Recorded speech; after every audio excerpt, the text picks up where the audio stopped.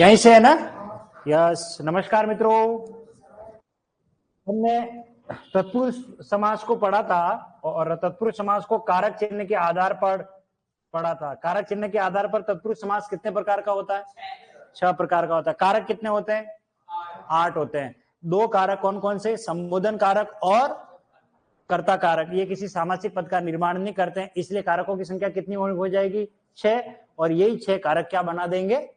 समास बनाएंगे। अब इससे पहले हमने कहा था कर्म तत्पुरुष समास, इसमें कौन से कारक चिन्ह का लोप होता है? को। जिस सामासिक पद में को कारक चिन्ह का लोप हो और उत्तर पद प्रधान हो, उसे हम क्या कहते हैं? कर्म तत्पुरुष। अब देखिए यहाँ पर क्या आ रहा है? विकास उन्मुख। ये तीनों के तीनों, आप इनको देखिए, ये तीनों ऐसे शब्द हैं जो संधि भी बना रहे। ये कौन सी संधि है बताओ? विकासो उन्मुख, विकास प्लस उन्मुख। अगर आप इसका संधि विच्छेद करोगे तो क्या बनेगा? विकास धन उन्मुख। और बताइए कौन सी संधि है इसमें? गुण संधि। और गुण संधि में क्या रिजल्ट मिलता है? ओ मिलता है। ठीक है, तो बस कुछ नहीं करना है, आप संधि विच्छेद करोगे तो इसका विग्रह हो जाएगा विकास को उन्मुख, यानी विकास की तरफ अग्रसर, विकास की तरफ बढ़ता हुआ, विकास को उन्मुख। इस तरीके से क्या मतलब है? जो विकास की तरफ मुंह करके, विकासो उन्मुख। अगला देखिए आपत्तिजनक। मैं ये कहूं नहीं, इसमें संधि नहीं है, इसमें संधि नहीं है, इसमें संधि नहीं है। वो मैं क्या इसको और इसको देख लिया, मैंने सोचा इसमें भी संधि दिख रही है, नहीं है। आपत्तिजनक का मतलब होता है जो आपत्ति को जन्म देता है। नेताजी के आपत्तिजनक बयान से खलबली मच गई या विद्रोह हो गया, आपत्ति को जन्म देने वाला, तो इसका विग्रह करिए आपत्ति को जन्म देने वाला। इसका विग्रह क्या होगा? आपत्ति को जन्म देने वाला।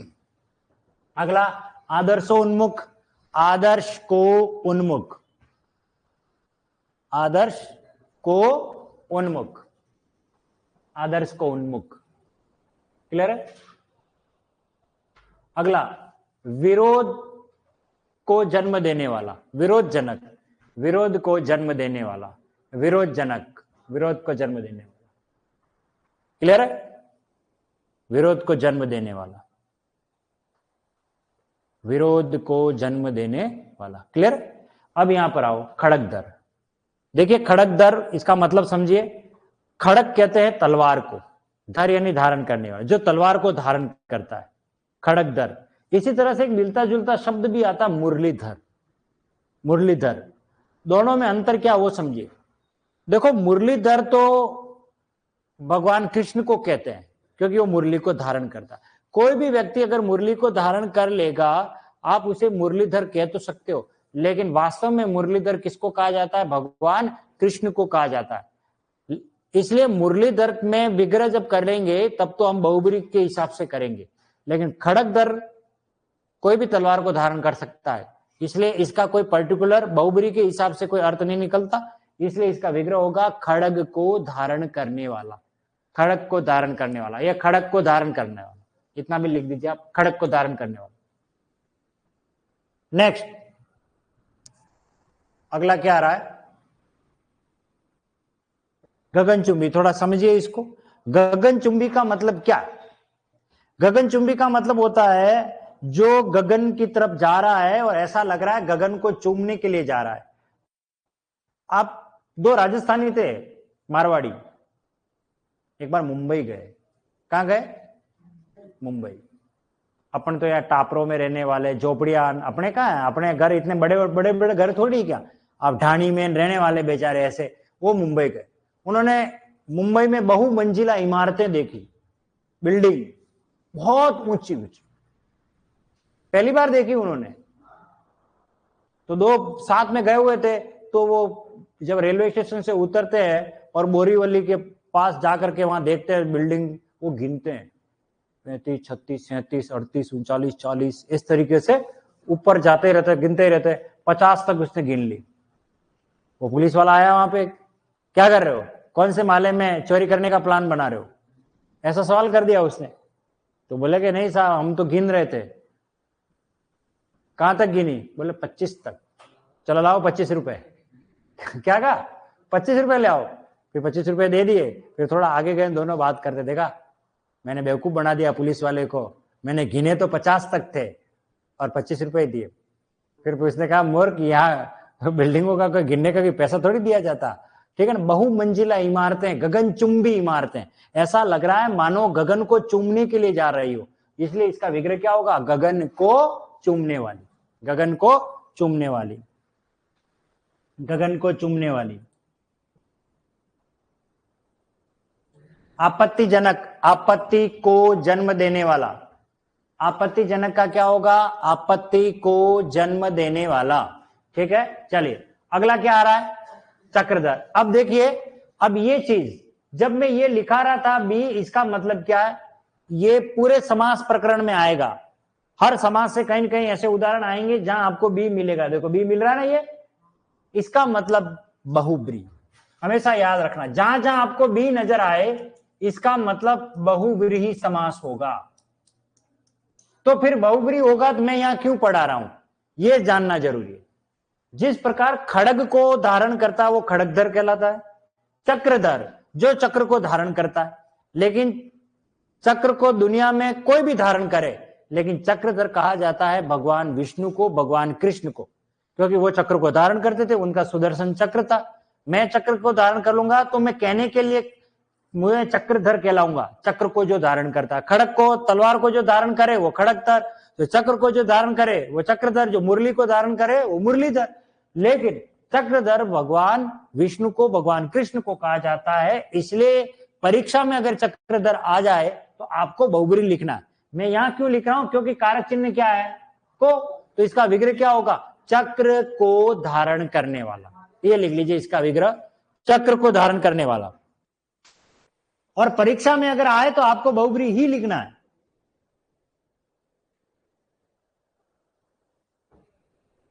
क्लियर? अगला, दिल तोड़, दिल को तोड़ने वाला, तोड़ने वाली, जो आपको पसंद हो वो लिख लीजिए। वैसे पुल्लिंग में है तो दिल को तोड़ने वाला लिख लीजिए आप। हाँ हाँ हाँ, मुंह तोड़, मुंह को तोड़ने वाली, मुंह को तोड़ने वाला, मुंह को तोड़ने वाली, ठीक है ना। बहू ने सासू माँ को मुंह तोड़ जवाब दिया, मुंह तो नहीं टूटा होगा बापड़ी का, और वह कह दिया होगा मुंह टूट गया, मुंह तोड़। क्लियर? अगला, मनोहर, देखो वापस आ गया भी, इसका मतलब बहुब्री है। मनोहर कहा जाता है भगवान कृष्ण को, और इसका विग्रह होगा मन को हरने वाला। लिखिए, मन को हरने वाला, यश को प्राप्त।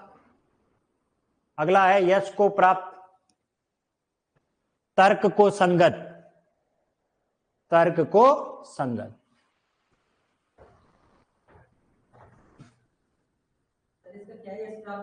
यश को प्राप्त।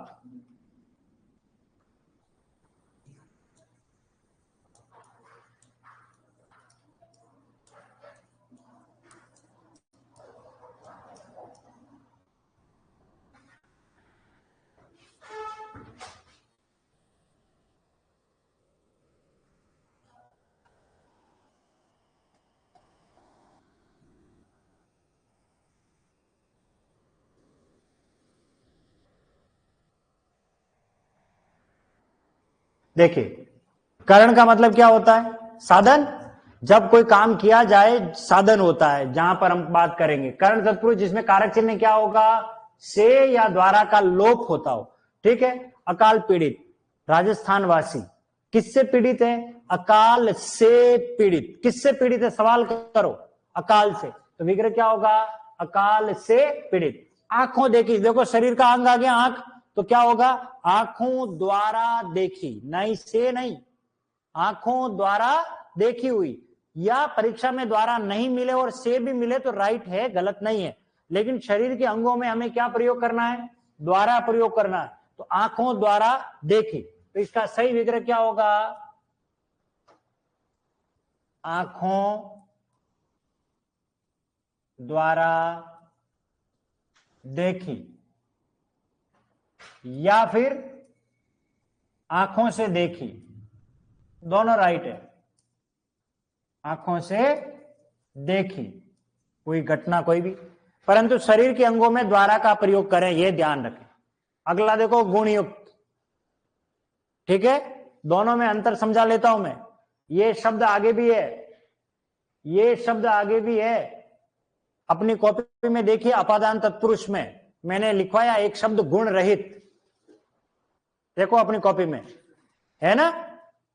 दोनों में अंतर समझिए। गुण युक्त का मतलब होता है गुणों से युक्त, जिसमें गुण होए, और गुण रहित का मतलब गुण से अलग हो रहा है, और अलग होने में क्या होता है, अपादान। तो गुण युक्त होता है गुण से युक्त, गुण से युक्त, और परीक्षा में गुणों से युक्त भी लिखा आ जाए तो भी राइट है। किसी में बहुत सारे गुण हो सकते हैं, किसी में एक गुण हो सकता है, दोनों राइट है। गुणों से युक्त और गुण से युक्त दोनों सही है। तो गुण से युक्त। तुलसी कृत, तो क्या करेंगे, तुलसी दास द्वारा कृत, तुलसीदास द्वारा कृत, क्योंकि तुलसीदास जी ने उसकी रचना की है, तुलसीदास द्वारा कृत। अगला वेरी मोस्ट इंपॉर्टेंट लगाइए, ये आरपीएससी में पूछा हुआ है। हाँ बेटा, अरे यार ये सॉरी, तारोभरी पे आओ, मैं तो डायरेक्ट मोहन पे आ गया। तारोभरी लिखिए, तारोभरी का तारों से भरी हुई, देखो तारों से भरी साड़ी भी होती है और तारों से भरी रात भी होती है, तो आप तारों से भरी हुई कोष्टक में रात लिख लो, क्योंकि रात के लिए ही होते, दिन में तारे दिखाई नहीं देते, इसलिए तारों से भरी हुई रात, कोष्टक में रात लिख लीजिए, तारों से भरी हुई। इसे वेरी मोस्ट इंपोर्टेंट करना, ये परीक्षा में आया और बच्चों ने गलती कहां की है वो बता रहा हूं मैं। जनरली क्या होता है, हम जब भी बोलते हैं अरे मैं मोह में अंधा हो गया था, वह मोह में अंधा हो गया था, व्यक्ति कभी मोह में अंधा नहीं होता, मोह से अंधा होता। ठीक है, तो ये आपको लिखना है मोह से अंधा, मोह से अंधा। हस्तलिखित, देखो शरीर का अंग आ गया, और शरीर का अंग आ गया तो हम द्वारा का प्रयोग करेंगे, इसका विग्रह होगा हस्त द्वारा लिखित, हस्त द्वारा, हस्त द्वारा लिखित। आगे बात समझ में आ गई। ये तारों भरी का क्या होगा, तारों से भरी हुई। अकाल पीड़ित, बताओ आंसर बताओ, अकाल से पीड़ित। आंखों देखी, आंखों द्वारा देखी। गुण युक्त, गुण से युक्त। तुलसी कृत, तुलसी द्वारा कृत। तारों भरी, तारों से भरी हुई। मोहांध, मोह से अंधा। हस्तलिखित, शरीर के अंगों में हम ज्यादातर क्या प्रयोग करेंगे, और आप लिखना चाहो एक उदाहरण और लिख सकते हो, बाणाहत। बताओ क्या होगा, बाण से आहत, बाण से आहत। किससे आहत हो गया है, बाण से, बाणाहत। अब आ जाओ संप्रदान तत्पुरुष। संप्रदान में कारक चिन्ह क्या है हमारा, बताइए, के लिए। तो क्या होगा, आवेदन पत्र, इसका विग्रह करेंगे, ये हो जाएगा आवेदन के लिए पत्र, आवेदन के लिए पत्र, आवेदन के लिए पत्र। इसी प्रकार आराम कुर्सी, आराम के लिए कुर्सी, इसका विग्रह हम करेंगे तो हो जाएगा आराम के लिए कुर्सी।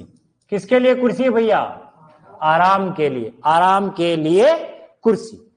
अगला क्या आ रहा है, कृषि भवन। बताओ इसका विग्रह क्या होगा, कृषि के लिए भवन। गलत। अच्छा एक बात बोलो, अगर हम कृषि के लिए भवन करेंगे तो क्या उस भवन में खेती करेंगे, क्या उस भवन में हल चलाएंगे, तो फिर कृषि भवन का विग्रह थोड़ा अलग होगा।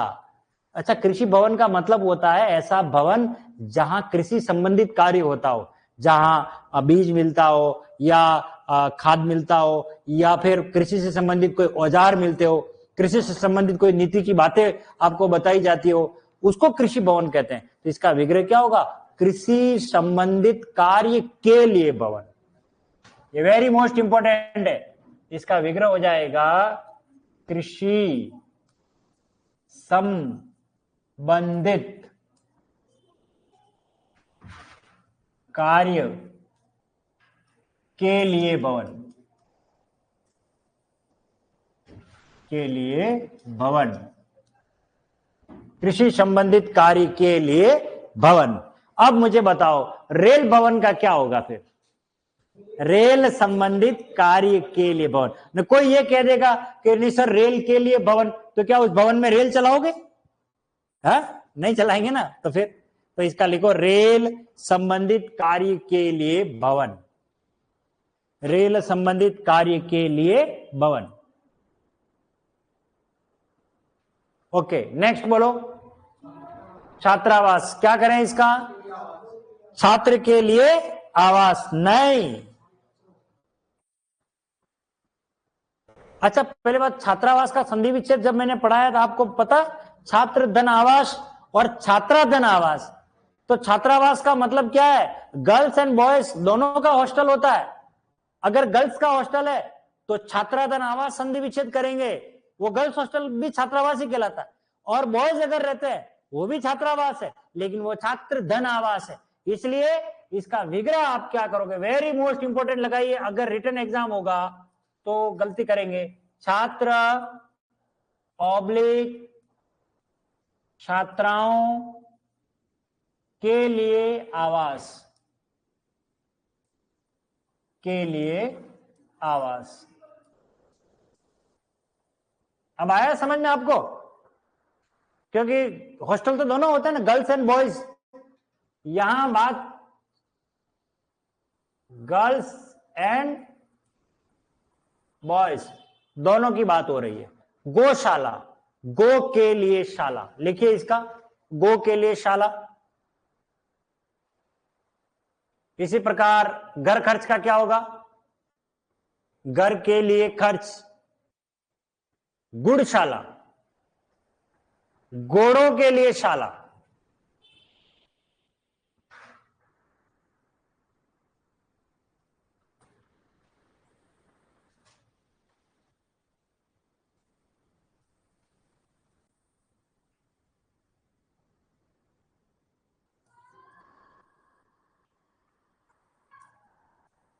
घोड़ों के लिए शाला। चिकित्सालय, चिकित्सा के लिए आलय, चिकित्सा के लिए आलय। जेब खर्च, जेब के लिए खर्च। सत्याग्रह इंपॉर्टेंट लगा लीजिए, सत्य के लिए आग्रह।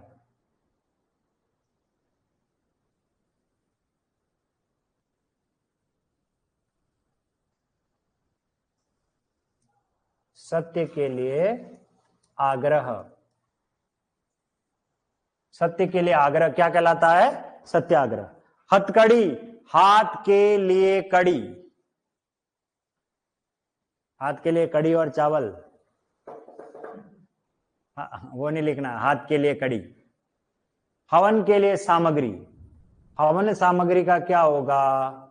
हवन के लिए सामग्री, हवन के लिए सामग्री, हवन के लिए सामग्री, हवन सामग्री। हो गया क्लियर? चलो रिपीट करो। आवेदन पत्र का बताइए। हाँ, आराम कुर्सी, कृषि भवन, रेल भवन, रेल संबंधित कार्य के लिए भवन, छात्रावास, छात्र ऑब्लिक छात्राओं के लिए आवास, गौशाला, गो के लिए शाला, घर खर्च, घर के लिए खर्च, गुड़शाला, घोड़ों के लिए शाला, चिकित्सालय, चिकित्सा के लिए आलय, जेब खर्च, जेब के लिए खर्च, सत्याग्रह, सत्य के लिए आग्रह, हवन हथकड़ी, हाथ के लिए कड़ी, हवन सामग्री, हवन के लिए सामग्री। क्लियर है? चलिए अगला देखो, अपादान में कौन से कारक चिन्ह का हम लोप करेंगे? से। ऋण मुक्त, पहले व्यक्ति ऋण में था, उधार पैसा ले रखा था, अब वो उधार से मुक्त हो चुका है, उसने पैसा लौटा दिया, तो इसका विग्रह क्या होगा? ऋण से मुक्त, ऋण से मुक्त, ऋण से मुक्त। कर्म विमुख, बताओ क्या होगा? कर्म से विमुख। वो व्यक्ति कर्म में था लेकिन अब उसका कर्म से मोह भंग हो गया। कर्म से विमुख, कर्म विमुख। गुण रहित, पहले गुण थे अब वो गुणों से अलग हो गया। तो ओ सॉरी, काम चोर है, काम से जी चुराने वाला, काम से जी चुराने वाला। बताओ क्यों? अरे कामचोर जो व्यक्ति होगा, क्या वो काम करने वाले देने वाले व्यक्ति के पास जाएगा क्या? वो अलग जाएगा। इसलिए क्या होगा? काम से जी चुराने वाला, जो काम से जी चोरी करे। गुण रहित, गुणों से रहित, गुण या गुणों से, दोनों से एक ही बात है, गुण या गुणों से रहित।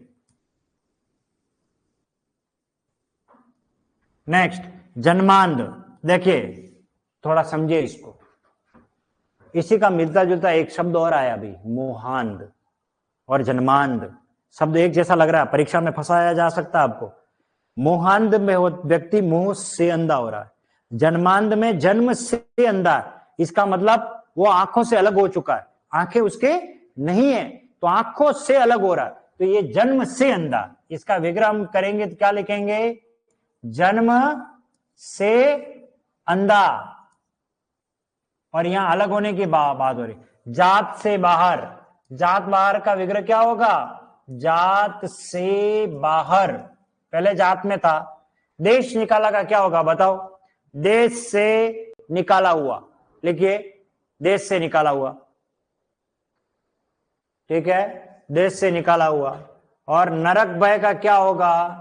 नरक से भय, नरक से भय।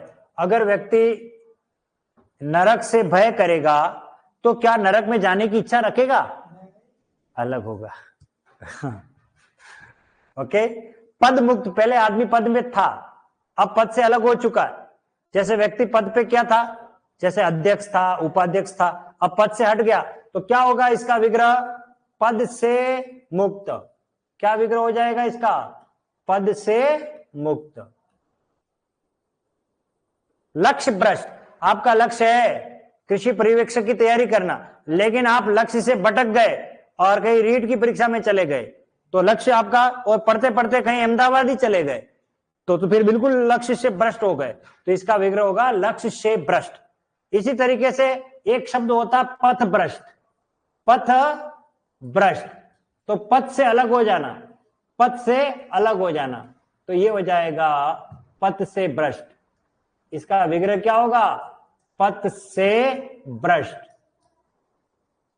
इसी प्रकार लक्ष्य भ्रष्ट का लक्ष्य से भ्रष्ट। सेवानिवृत्त, पहले वो सेवा में था अब रिटायर हो चुका है, तो क्या होगा इसका? सेवा से निवृत्त, सेवा से निवृत्त, सेवा से निवृत्त, सेवा से अलग हो गया।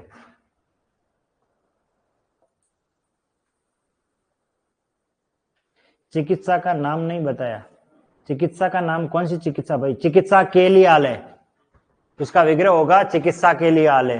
ठीक है, चलिए अब आओ काके की, यही है ना? हाँ, अमृत धारा, ये किसकी धारा है? अमृत की, तो ये हो जाएगा अमृत की धारा। ऋषि कन्या, ये आ जाएगा ऋषि की कन्या, ऋषि की कन्या। ये ऋषि के लिए कन्या मत कर देना, नहीं तो हाँ मामला अर्थ का अनर्थ हो जाएगा, नहीं तो जेल में जाना पड़ेगा। हाँ, ऋषि की कन्या होना चाहिए, वेरी गुड। अगला आरपीएससी में आया हुआ कन्यादान, ध्यान रखना, कन्या का दान होता है, कन्या के लिए दान तो डाइचा हो जाता है, ये होता है कन्या का दान। किसका दान हो रहा है? कन्या का। गंगा जल, तो क्या हो जाएगा? गंगा का जल, अलग अलग लिखना, नहीं तो काजल आंख में लगाने वाला काजल बन जाएगा, ये ध्यान रखना। गंगा जल का विग्रह क्या होगा? गंगा का जल। यमुना जल आ गया तो यमुना का जल। बात समझ में आ गई? इसी प्रकार गोदान, रुक जाओ, देखो बी आ गया, ये बी आ गया, इसका मतलब गोदान क्या है? बहुग्री। लेकिन इसका विग्रह क्या है पहले वो समझिए। गो का दान। गो मतलब गाय, गाय का दान करना, ये तो है इसका अर्थ। लेकिन आपको पता होना चाहिए मुंशी प्रेमचंद ने 1936 में उनके जीवन का अंतिम पूर्ण उपन्यास लिखा और वो था गोदान। कौन सा उपन्यास था वो? गोदान। मुंशी प्रेमचंद ने जो उपन्यास लिखा, तो गोदान एक उपन्यास है और एक पुस्तक विशेष है। अगर मैं ये कहूं कि मुंशी प्रेमचंद ने गोदान उपन्यास लिखा, तो बताइए गोदान में समास कौन सा होगा? तो बहुब्री, क्योंकि ये पुस्तक विशेष की बात कही जा रही है। और मैं ये कहूं सेंटेंस कि आज पंडित जी ने गोदान करने के लिए कहा है, इसका मतलब गाय का दान देने के लिए बात कही है, तो गो का दान किया जाना है, तो दोनों में अंतर हो गया। तो ये जो गोदान है, इस गोदान को भी लिखा यानी बहुब्री, और वो क्यों लिखा है? वो है मुंशी प्रेमचंद, मुंशी प्रेमचंद उपन्यास। ठीक है, चलिए अब आ जाओ, क्या लिखा है? चंद्र प्रकाश, चंद्र का प्रकाश। चंद्र प्रकाश का विग्रह क्या होगा? चंद्र प्रकाश। अगर परीक्षा में आ गया तारा प्रकाश, तो तारों का प्रकाश, एक तारे का नहीं, बहुत सारे तारे होते हैं, ये तारों का प्रकाश। चंद्र प्रकाश यानी मून लाइट और स्टार लाइट, तारा प्रकाश है ना। और अगर परीक्षा में सूर्य प्रकाश आ गया तो सूर्य का प्रकाश यानी सनलाइट। क्लियर है? चलिए, चर्म रोग, चर्म का रोग, प्रेम रोग, चर्म रोग का क्या होगा? चर्म का रोग, प्रेम रोग, प्रेम का रोग। नेक्स्ट, जल प्रवाह, जल का प्रवाह, जल का प्रवाह। नेक्स्ट, देशभक्त, देश का भक्त।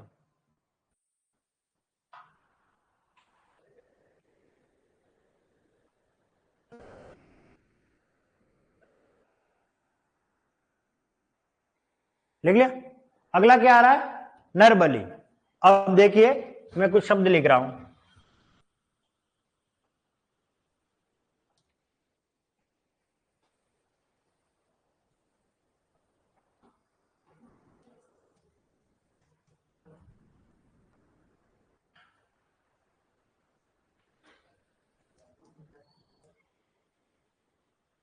नरबली, भूत बलि, पशु बलि। आपको क्या लग रहा है इन सब में क्या बात कॉमन नजर आ रही है? बलि शब्द आ रहा है। ठीक है, दोनों में अंतर समझ लीजिए। पहले एक बलि ये होता है और एक बलि ये होता है, दोनों सही है पर दोनों का मीनिंग अलग है। इस बलि का मतलब होता है बलिदान। क्या अर्थ होता है? बलिदान करना। और ये होता है बलि बलवान, बलवान, जैसे बाहुबली, बाहुबली तो बलि मात्रा बड़ी आएगा। ठीक है ना? बाहुबली में बलि की मात्रा कैसी आएगी? बड़ी, वो बाहु से बल है उसके अंदर, तो बलि बलि के दो अर्थ हो गए। बलि बलिदान की बात हो रही है। अब यहां किसकी बलि हो रही है? तो यहां विग्रह क्या होगा? नर की बलि। अरे किसकी बलि कर रहे हैं हम? अरे आपने दुश्मन मूवी देखी? आशुतोष राणा वो मुंडी काट काट करके रखता था बच्चे की। नर की बलि दी जाती है। बहुत सी मूवी में देखा होगा ना, किसी मानव की बलि देते हैं, उसकी गर्दन काट लेते हैं, तो नर की बलि। तो भूत बलि का क्या होगा? भूत की बलि नहीं, यही गड़बड़ी करेंगे हम परीक्षा में। अच्छा, भूत का बलि कैसे होगा? अरे भैया, नर की तो मुंडी पकड़ी जा सकती है। पहली बात तो भूत पकड़ सकते हो, और भूत होते भी एक नहीं होते ये क्या पता? हाँ होते हैं, तो भूत की बलि कभी नहीं कर सकते आप। भूतों के लिए बलि या भूत के लिए बलि, यही परीक्षा में, यहां नहीं लिखना है। मैं आपको बता रहा हूं परीक्षा में आपको उलझाया कहां जाएगा। नर बलि नर की बलि होती है, भूत बलि भूत के लिए बलि होती है, वो यहां आएगा। संप्रदान यहां आएगा। भूत बलि भूत के लिए बलि या भूतों के लिए बलि। अरे बलि हम किसके लिए दे रहे हैं? भूत पिशाच डाकन शाकन जो होते हैं उनके लिए दे रहे हैं। और यहां पर नर बलि, तो इसलिए ये अलग है अब बात करें पशु बलि, तो पशु की तो गर्दन काट सकते हैं, इसलिए पशु की बलि तो हो सकती है। तो पशु की बलि। अब आपसे प्रश्न क्या पूछा है, अन्य तीन से भिन्न कौन है विग्रह के आधार पर? बात समझ में आ गई? इस तरीके से तो लिखिए इसका विग्रह, नर बलि, नर की बलि, मृत्यु दंड, मृत्यु का दंड, रक्तदान, रक्त का दान,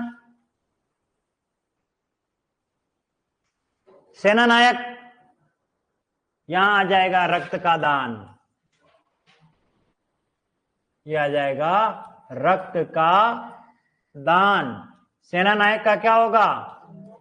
सेना का नायक, सेना का नायक।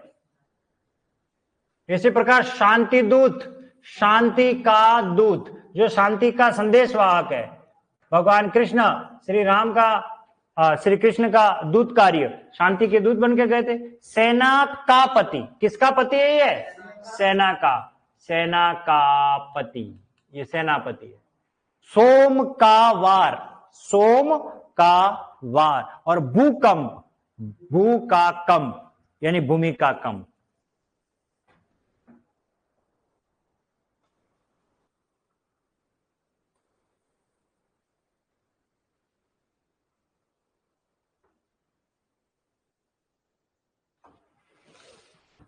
क्लियर हो गया? ये बाहुबली और महाबली, बजरंग बली, बजरंग बली में बहुब्रीहि समास है, ठीक है। जो भी मुझे ऑनलाइन प्रश्न कर रहे हैं उनको मैं बता दूं, ठीक है ना, वो आगे पढ़ाऊंगा अभी। तो जिसमें बलि की मात्रा बड़ी आ रही हो वो नहीं करना है इसमें। चलिए अगला क्या है, अधिकरण में पर का प्रयोग। अश्वारूढ़, अश्व पर आरूढ़, अश्व पर आरूढ़। आरूढ़ का मतलब क्या होता है? सवार। आरूढ़ का मतलब क्या होता है? सवार। अश्व पर आरूढ़। आत्म पर विश्वास, आत्मविश्वास का क्या हो जाएगा? आत्म पर विश्वास। ये मुझे आत्म पर विश्वास है, स्वयं पर विश्वास है, आत्मविश्वास। आप बीती, अपने पर बीती हुई, अपने पर या आप पर बीती हुई, अपने पर बीती हुई। अपन बोलते हैं, नहीं बोलते कई बार, अरे यार एक आप बीती कहानी सुनाता हूं मैं आपको, मेरे साथ क्या हुआ था। तो अपने पर बीती हुई, आप पर बीती हुई भी लिख सकते हो। ईश्वराधीन, ईश्वर पर अधीन, ये वेरी मोस्ट इंपॉर्टेंट कर देना, ईश्वर के अधीन नहीं लिखना है, ये सारी बातें ईश्वर पर अधीन है, ईश्वर पर अधीन। कविराज, कवियों में राजा,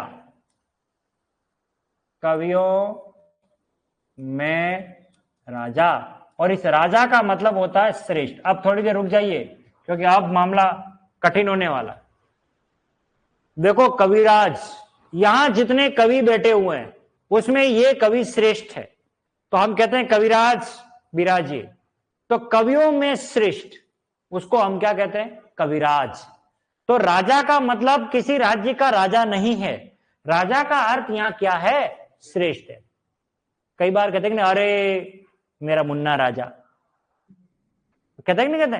तो मुन्ना राजा, जो मुन्ना किसी राज्य का राजा थोड़ी है, वो श्रेष्ठ है। इन सभी छोटे छोटे बच्चों में मेरा बच्चा सबसे बढ़िया, मेरा मुन्ना राजा, ऐसा कहते हैं। तो इसका मतलब दूल्हे राजा, यहां जितने दूल्हे दिख रहे हैं इन दूल्हों में ये दूल्हा मस्त है, सबसे बढ़िया है, श्रेष्ठ है।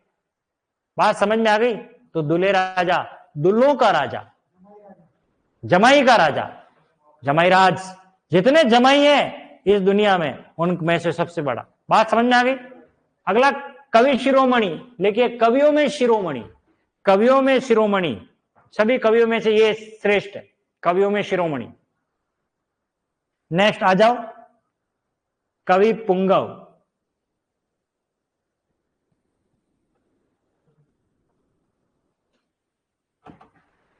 देखो यहां एक शब्द आया पुंगव, ऐसा नहीं है कोई कवि पुंगी बजा रहा है।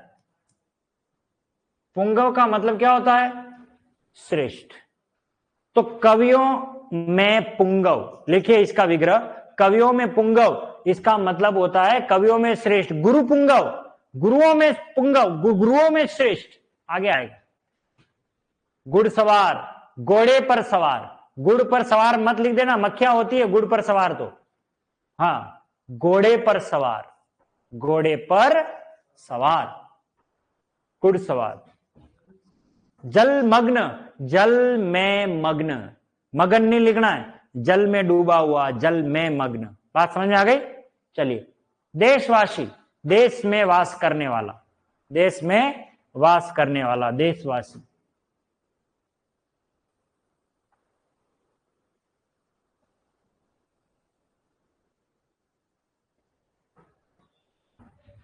हाँ, सवाल किया जा रहा है सर बुक कब तक अपलोड होगी? बुक तो हमने प्रूफ रीडिंग करके दे दी है, वो इंस्टीट्यूट वालों पर डिपेंड है। मेरी तरफ से काम हो चुका है, ठीक है, दे दी है। आपके पशु परिचर का जो एग्जाम हुआ था ना, उससे पहले ही मैंने दे दी थी, लास्ट संडे को दे दी थी, इस संडे नहीं, लास्ट संडे। लेकिन बीच में पशु परिचर का एग्जाम आ गया, तो हो सकता है यहाँ बहुत सारे जो टाइपिस्ट हैं, तकनीकी काम करने वाले, और वो खुद शायद एग्जाम देने गए, तो इस वजह से डिले हो रहा है। अब बस जल्दी ही हो जाएगी, मैं और बात कर लूंगा, ठीक है। बाकी मेरी तरफ से तो कार्य हो चुका है, ठीक है। चलिए, कहाँ आ गए हम? घुड़सवार, जलमग्न हो गया, देशवासी, मुनियो। एक मिनट रुक जाना,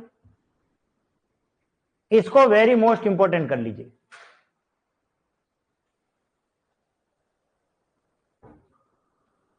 कर ले। देखो, ये आपके कृषि पर्यवेक्षक में आया हुआ है। अब मैं इसको इंपोर्टेंट क्यों करवा रहा हूं? बहुत अच्छी तरीके से फंसाया है यहां पर पेपर सेटर ने, बहुत दिमाग लगा करके प्रश्न घुमा दिया, और बच्चों ने गलती भी कर ली। देखो, मुनि श्रेष्ठ का विग्रह हम करते हैं।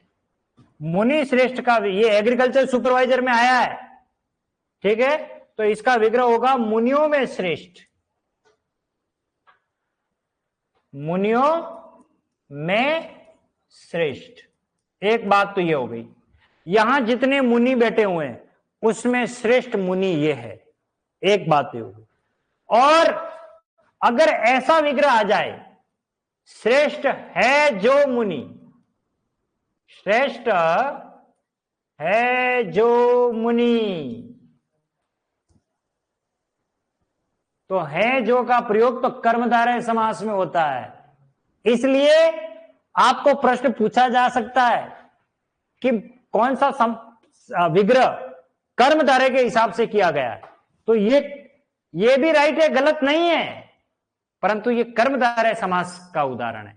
तो बच्चों ने यही गलती कर दी, क्योंकि मैंने तो पढ़ाया क्या है, मुनियों में श्रेष्ठ, वहां परीक्षा में मुनि है श्रेष्ठ कर्मधारय, लड़के कंफ्यूज हो गए कि नहीं सर मुनियों में श्रेष्ठ होता है, ये तो मामला गड़बड़ हो गया। मुनि श्रेष्ठ का विग्रह मुनियों में श्रेष्ठ भी होता है और श्रेष्ठ है जो मुनि भी होता है, इसलिए ये भी राइट होगा, ये भी राइट होगा, परंतु ये तो होगा आपका कौन सा समास? तत्पुरुष। और ये कौन सा होगा? कर्मधारय। ये है असली बात, और यहां गलती कर दी बच्चों ने। तो ध्यान रखें, श्रेष्ठ है जो मुनि कर्मधारय समास के हिसाब से वर्गीकरण, मतलब विग्रह, और मुनियों में श्रेष्ठ तत्पुरुष समास। पिछली बार जिसने परीक्षा दी है उनको पता होगा।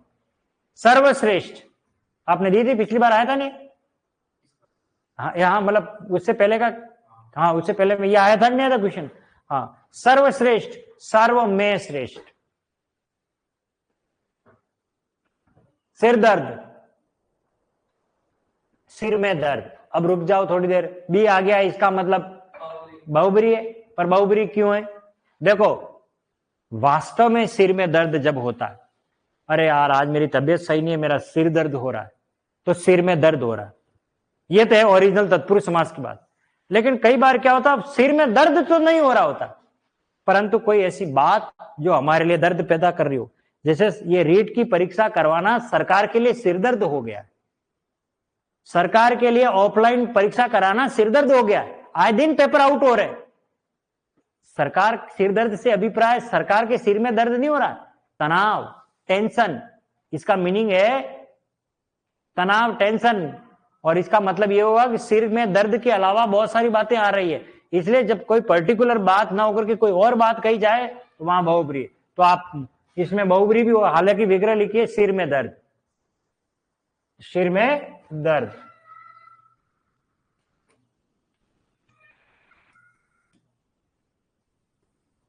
अगला लिखिए हर फन मौला, हर फन में मौला, हर फन में मौला। इसका मतलब है इंग्लिश में ऑलराउंडर।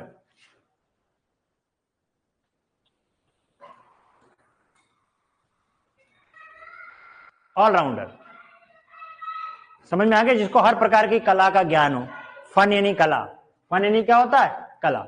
हर फन में मौला, हर फन में मौला है, पढ़ाने में, लिखाने में, खेलने में, कूदने में, गाने में, डांस में, हर एक्टिविटीज में अव्वल नंबर पे रहता हो उसको हम क्या मल्टी टैलेंटेड कह सकते हो, ठीक है ना, जो सब काम करता हो वो हर फन मौला। अगला क्या है, सर्वोत्तम, सर्व में उत्तम, गुरु श्रेष्ठ, गुरुओं में श्रेष्ठ। अगर आप परीक्षा में आ जाए, एक और लिख दो गुरु श्रेष्ठ उदाहरण, गुरुओं में श्रेष्ठ।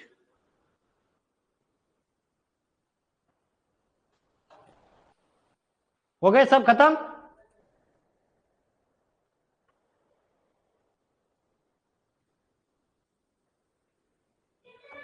कंप्लीट। चलिए ये आपका अधिकरण हो गया। हाँ बिल्कुल, वो परीक्षा में घुमाएंगे, श्रेष्ठ है जो गुरु भी हो सकता है। नहीं है, जो जहां आए वहां कर्मधार है, वो आगे मैं कर्मधारय पढ़ाऊंगा बहुत डिटेल से, आप क्लियर कर लोगे, कंपैरिजन कर पाओगे। अब यहां तक बात हो गई, इससे आगे मैंने आपको कोई लिखा थोड़ी रखा था। चलिए अब एक बात करते हैं, जब मैंने आपको तत्पुरुष समास पढ़ाना आरंभ किया था तो मैंने कहा था तत्पुरुष समास को हम अलग अलग भागों में पढ़ेंगे, याद करो। एक तो आपको मैंने पढ़ाया था कर्मधारय तत्पुरुष, एक आपको द्विगु तत्पुरुष और एक लुप्त पद तत्पुरुष, पहले उसको पढ़ेंगे। जिस सामासिक पद में कारक चिन्ह के अलावा अन्य पद भी गायब हो जाते हो उसको लुप्त पद कहते हैं। कोई काम का नहीं है, परीक्षा में सीधा आएगा, लुप्त यानी गायब होना, पद यानी शब्द, यानी कि एक कारक देखो यहां पर, कोई एक उदाहरण ले लूं, ऋण से मुक्त, केवल से का लोप हो रहा है, बाकी ऋण जैसा है वैसा का वैसा आ गया, मुक्त है वैसा का वैसा आ गया। कर्म विमुख, कर्म से विमुक्त, बात समझ में आ गई आपको। लेकिन मैं जो पढ़ाने जा रहा हूं और उसके बारे में बात कर रहा हूं जिसमें पूरा कारक के अलावा अन्य पद भी गायब हो रहा हो, जैसे उसको हम नाम देते हैं लुप्त पद। तो देखो लुप्त पद वे शब्द जिनमें कारक चिन्हों के अतिरिक्त अन्य पद को विलोपित यानी गायब कर दिया जाता हो, कर देते हैं, अर्थात जिन शब्दों में कारक चिन्ह के अलावा पूरा का पूरा पद ही क्या हो जाए, गायब हो जाए, वहां लुप्त पद तत्पुरुष, वो लुप्त पद के तत्पुरुष के उदाहरण माने जाते हैं। जैसे देखो रेलगाड़ी, अब कारक चिन्ह के अनुसार विग्रह करते, पहले रेल में गाड़ी नहीं हो सकता, रेल पर गाड़ी भी नहीं हो सकता, रेल के लिए गाड़ी नहीं हो सकता, रेल से गाड़ी नहीं हो सकता, रेल की गाड़ी नहीं हो सकता,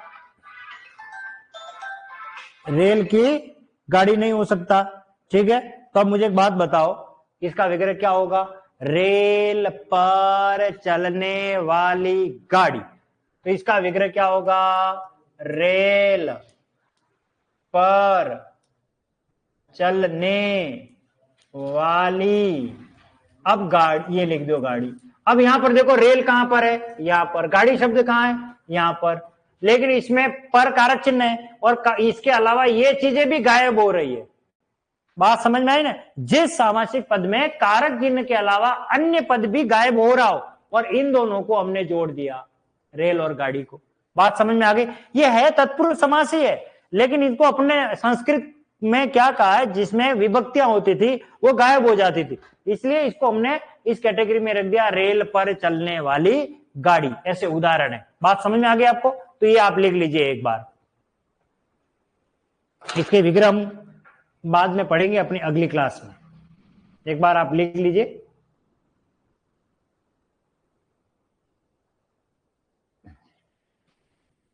मनीष सुमन जी, सिर दर्द का विग्रह सिर का दर्द भी लिख सकते हो, कोई दिक्कत नहीं है, सेंटेंस के अनुसार हमें लिखना है। बिल्कुल सही कह रहे हैं आप मनीष जी। सर जी सिर दर्द का विग्रह सर का दर्द नहीं लिख सकते क्या, बिल्कुल लिख सकते हैं और राइट माना जाएगा। सिर का दर्द है भाई, हमारे सर का दर्द हो रहा है, जैसे हाथ का दर्द है, हाथ में भी होता है, हाथ का भी होता है, राइट है बिल्कुल। कॉन्वर्सी थोड़ा जूम आउट करो, दिख नहीं रहा है। ओके ओके, जूम आउट, या इसको यूं करें या यूं करना है, छोटा करना है। अब तो ये भाई पीपीटी है, ऐसे पीडीएफ की है तो बनी हुई नहीं है, इसको ऐसे ही करना पड़ेगा। मैं थोड़ा इसको नीचे ले पार्ट कर लेता हूँ। चलो लिख लीजिए इसे। सर बुखार का कुछ नहीं होगा विग्रह, बुखार का नहीं होगा। यूं तो आप किसी किसी का भी विग्रह लिया होगे। लाजवाब में कौन सा समास है? लाजवाब में भैया अव्ययी भाव समास है। लाजवाब में अव्ययी भाव समास होगा क्योंकि ये उपसर्ग से निर्मित है।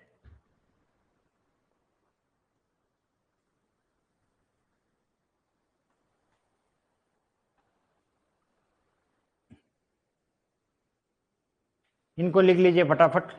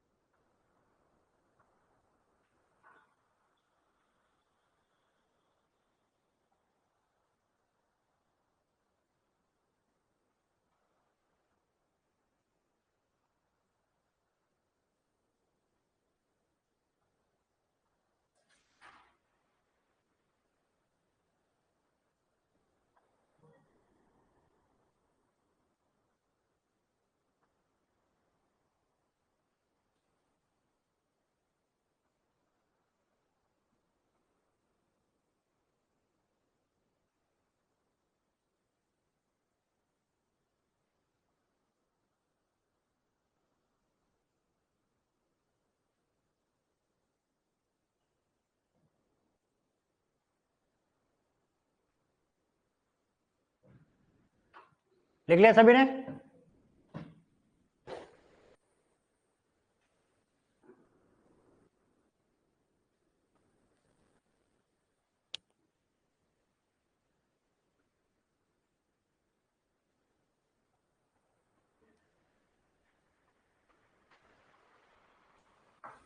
कंप्लीट। रेलगाड़ी, बैलगाड़ी, घोड़ा गाड़ी, मालगाड़ी, मधुमक्खी, जलकुंभी, रसोई गैस, अश्रु गैस, पवन चक्की, दही बड़ा, वायुयान, जलयान, पनडुब्बी और जलकौवा। इन सब के विग्रह हम करेंगे अपनी अगली क्लास में, ठीक है? अभी इनको लिख लीजिए आप।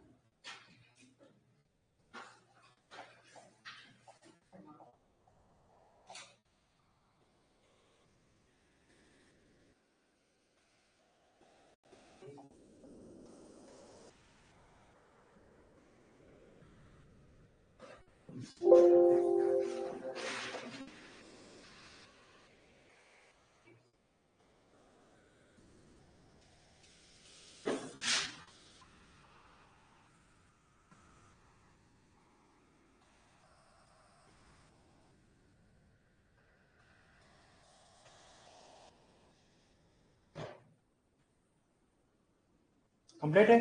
सबने लिख लिया इसे?